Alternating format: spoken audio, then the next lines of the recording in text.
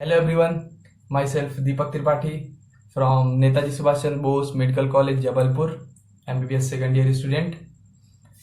Hope आप सब अच्छे हो and please stay home, stay safe. And मेरे लास्ट वीडियो से बहुत सारे लोगों का रिव्यू ये आया कि भैया आप एक मोटिवेशनल वीडियो बनाएं कैरियर गाइडलाइन के ऊपर. सो मैं इस वीडियो में आपको वही समझाने जा रहा हूँ. सो प्लीज़ ये आप वीडियो लास्ट तक देखें. देखो, जो कैरियर होता है ना, उसकी नींव हम 10th के बाद ही से स्टार्ट कर देते हैं. देखो क्या होता है कि जब स्टूडेंट 10th के बाद पास आउट होता है ना, तो उसके मोस्ट कॉमन डाउट क्या होता है कि हम कौन सा सब्जेक्ट लें जो हमारे लिए बेनिफिशियल हो. बहुत सारे स्टूडेंट ये सोचते हैं यार कि चलो हम मैथ ले लेते हैं, मैथ में अच्छा स्कोप है, इसमें बहुत सारी ब्रांचेज हैं, कहीं ना कहीं तो अपनी जॉब लग ही जाएगी. और बायो, इसलिए मोस्ट साइकोलॉजी क्या कहती है, मतलब कि बायो लोग डरते हैं लेने से. क्यों? क्योंकि उसमें एक अपॉर्चुनिटीज है कि अगर आप डॉक्टर नहीं बने तो फिर आपका बायो लेना व्यर्थ चला जाएगा. और कॉमर्स लेना या आर्ट लेना लोग इंफीरियर समझते हैं कि यार अगर मैं कॉमर्स आर्ट ले लिया तो लोग मुझे अच्छा नहीं समझेंगे, बोलेंगे तू कॉमर्स आर्ट लिया है तो अच्छा नहीं है. ये में साइकोलॉजी देखी जाती है यार, स्वाभाविक ही अपने सोसाइटी में यही साइकोलॉजी है जो कंटिन्यू चली आ रही है. तो क्या होता है कि जब बच्चा डाउट में रहा कि यार मैथ लूं, अगर कॉमर्स ले लिया, मुझे कॉमर्स अच्छी लग रही है, तो लोग कहेंगे यार कि तू अच्छा नहीं लिए कॉमर्स लिया, तेरे परसेंट कम आए हैं इसलिए तू कॉमर्स लिया. तो वो क्या करता है कि अगर मैथ ले लिया, ठीक, फैमिली प्रेशर या फिर बहुत सा इस समय तो ऐसा होता है कि क्या होता है कि बहुत सारे लोग क्या करते हैं कि मैथ इसलिए लिए कि उसके फैमिली में, या बायो इसलिए लिए कि उसके फैमिली में एक डॉक्टर है तो चलो बायो ले लेते हैं, डॉक्टर बन जाते हैं. इंजीनियर है, अच्छा इंजीनियर है तो चलो मैथ ले लेते हैं, उसके फैमिली वाले बोलिए उसका लड़का इंजीनियर है तू भी मैथ लेके इंजीनियर बन. वो ये नहीं पूछते कि उसके लड़कों को क्या लेना है, उसके लड़के का किसमें इंटरेस्ट है, किसमें वो जाना चाहता है, ये नहीं पूछेंगे. वो ये बोलेंगे कि यार उनका लड़का ये है तो तू ये ले ले. तो देखो यार, मेरा कहने का मतलब यहां पे ये है कि कोई भी सब्जेक्ट इंफीरियर नहीं है एक दूसरे से, सब एक ही इक्वल है. बस उसको अपने ऊपर डिपेंड करता है कि हम उस सब्जेक्ट को कहां तक ले जाएंगे. फॉर एग्जाम्पल देखो क्या होता है कि जो आईएएस बनते हैं वो चारों सब्जेक्ट से बन सकते हैं, चाहे वो बायो हो, जो मैथ हो, चाहे कॉमर्स हो, चाहे वो आर्ट हो. डिपेंड क्या करता है अपनी मेहनत. अगर हम मेहनत अच्छे से करेंगे तो कोई भी सब्जेक्ट हो हम एक सफल आदमी बनेंगे. बहुत सारे लोग क्या करते हैं, फॉर्मेलिटी में तो मैथ बायो ले लिए, उसको 11th-12th चलने देते, उनका इंटरेस्ट ही नहीं है भाई. वो तो अपने समाज सोसाइटी को देखकर कि कोई इंफीरियर उनको ना समझे, या फिर फैमिली के प्रेशर में लेके कि भैया हमको डॉक्टर या इंजीनियर बनना है, वो 11th-12th ऐसे कर दिए, उनका ऐसे ही चल रहा है. ठीक चल रहा है भाई, फॉर्मेलिटी निभर रही है, 12th पास आउट हो गए, ठीक, अपने को 12th की डिग्री मिल गई, उसके बाद कॉलेज में जाते हैं, फैमिली वाले ने बोल दिया बेटा चलो कंपटीशन की तैयारी करने चलो, नीट. वहां भी ऐसी फॉर्मेलिटी चलती रहती है, टाइम वेस्ट होता रहता है, ठीक, कुछ नहीं रिजल्ट निकलता. तो मैं ये बोलना चाहता हूं कि जो तुम्हारा मन करे 10th के बाद एक बार अपने दिमाग से सोचो, खाली दिमाग से सोचो कि मेरा दिमाग किस पे इंटरेस्ट है. आपने 3 इडियट फिल्म देखी है? 3 इडियट फिल्म में क्या होता है कि वो फैमिली के प्रेशर से इंजीनियर बन जाता है, ठीक.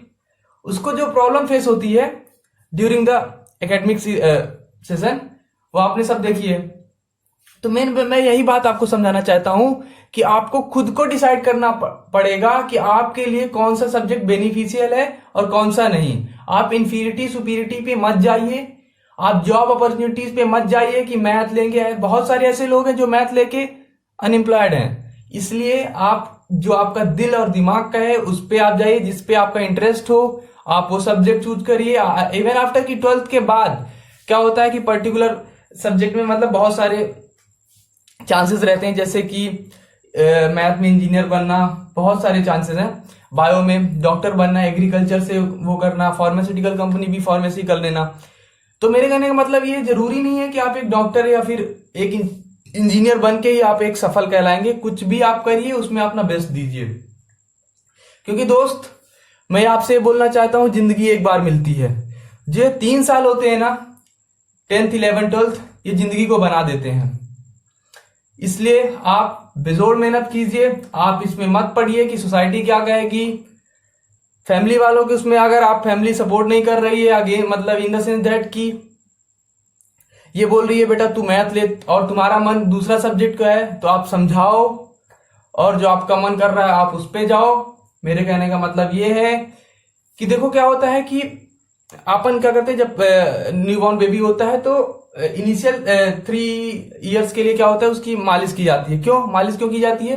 क्यों इन फ्यूचर अच्छा मजबूत बने, ठीक, उसके मसल्स उसकी बोन्स स्ट्रांग रहे, जिससे उसको प्रॉब्लम ना हो। बस वैसे ही ठीक अपने उसमें वो साथ में होता है जो 10th 11th 12th का ड्यूरेशन होता है, उसमें अपने को खुद को मजबूत बनाना है। मतलब कि इतनी मेहनत करनी है जिससे इन फ्यूचर आपके जो 3 साल अगर आप मेहनत कर लोगे तो वो 30 साल जो आने वाले हो आपके लिए अच्छे होंगे। अगर आप ये 3 साल में मेहनत नहीं करोगे तो जो 30 साल होंगे आपको पछताना पड़ेगा, क्योंकि टाइम जाता जाता है, जिंदगी एक बार मिलती है दोस्त। इसलिए बिना सोचे समझे आप मेहनत करो। और लास्ट मैं ये बोलना चाहता हूं कि जो जिसकी पढ़ाई पूरी नहीं हुई इन द सेंस दैट कि किसी मजबूरी के कारण 10th या 12th तक मेरी छूट गई है, तो उनके लिए जो एक बार उनकी पढ़ाई इंटरप्टेड हो गई, पढ़ाई पूरी नहीं हो पाती इन फ्यूचर 10th 12th के बाद, तो ये मत सोचें कि पढ़ाई मतलब क्या होता है कि बहुत सारे लोग सोचते हैं यार कि मेरे पास तो 10th 12th की डिग्री नहीं है तो मैं क्या करूंगा इन फ्यूचर। तो ऐसा जरूरी नहीं है। आपने कैरी मिनाटी के बारे में सुना है? बहुत सारे ऐसे एग्जाम्पल है, मैं उसका भी रिसेंट एग्जाम्पल, क्योंकि अभी वो बहुत ज्यादा हाईलाइट है। वो 12th फेल है लेकिन उसकी पॉपुलैरिटी उसकी फैन फॉलोइंग बहुत ज्यादा है। उसने मेहनत की है भाई, वो एक डेडिकेटेड था, एक टारगेट पे डेडिकेटेड था, इवन वो 12th फेल होने के बाद भी। सो गाइज मैं बोलना चाहता हूं आपको कि अगर आपकी 10th या 12th के बाद पढ़ाई पूरी नहीं हुई हो तो भी आपके पास अदर अपॉर्चुनिटीज हैं जिसमें आप अच्छा कर सकते हो। सो आप उसमें अच्छा कीजिए। और बहुत सारे लोग ऐसा होते हैं ना कि अपना मतलब जीवन सिगरेट दारू इसमें वो कर देते हैं। तो मैं उन लोगों को ये कहूंगा कि देखो सिगरेट दारू एक बुरी बात नहीं है, बुरी बात यह है कि वो कौन से स्टेज में यूज किया जा रहा है। देखो ये चीजें हैं, एक स्टेज होता है, अगर आप एक बार आप सफल बन गए तब इसको यूज करिए, कोई मना नहीं करेगा। इसलिए आप पहले एक सफल आदमी बनिए, उसके बाद ये सब चीजों पे ध्यान दीजिए।